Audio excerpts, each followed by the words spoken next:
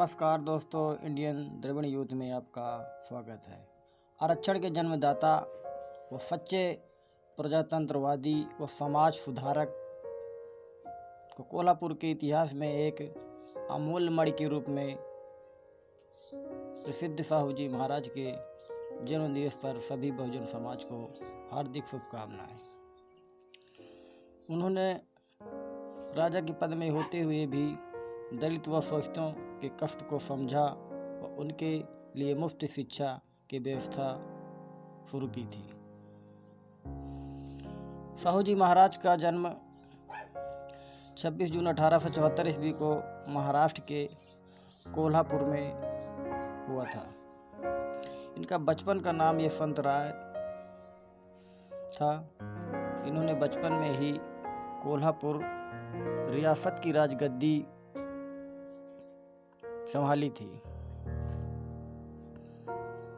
एक बार की बात है कि अपने राज्य कोल्हापुर में साहू जी ने नगर यज्ञ करवाया था, जिसमें राज्य की सभी प्रजा को भोजन के लिए राजा की ओर से आमंत्रित किया गया था, लेकिन ब्राह्मणों ने भोजन करने से इनकार कर दिया था और कहा कि हम मानते हैं कि आप एक हमारे राज्य के राजा हैं, लेकिन हमारे ग्रंथों के अनुसार आप एक शूद्र वर्ण से आते, अतः हम शूद्र के यहाँ खाना नहीं खा सकते, नहीं तो हमारा धर्म नष्ट हो जाएगा।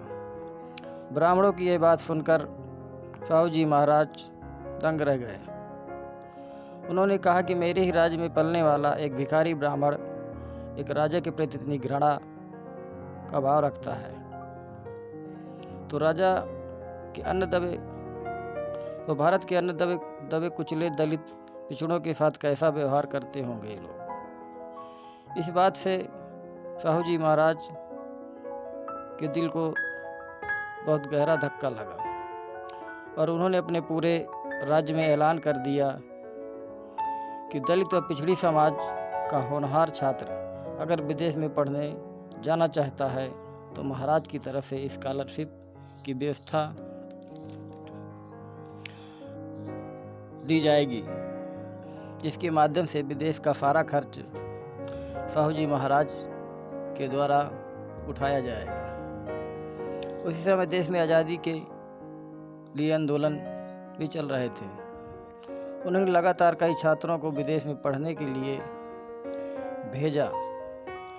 कई छात्र भारत के छुआछूत व जातिवाद से तंग आकर वहीं रुक गए, लेकिन एक छात्र को अपनी व अपने समाज की छुआछूत व जातीय अपमान नहीं भूला और वह 9 भाषा व 32 डिग्रियां लेकर वहां से लौटा और भारत में संविधान लिखने का मौका मिलते ही दलित व पिछड़ों के लिए ऐसे ताकतवर अधिकार लिख दिया जो आज मनुवादी सरकार उन्हें ख़त्म करने का पूरा प्रयास कर रही है।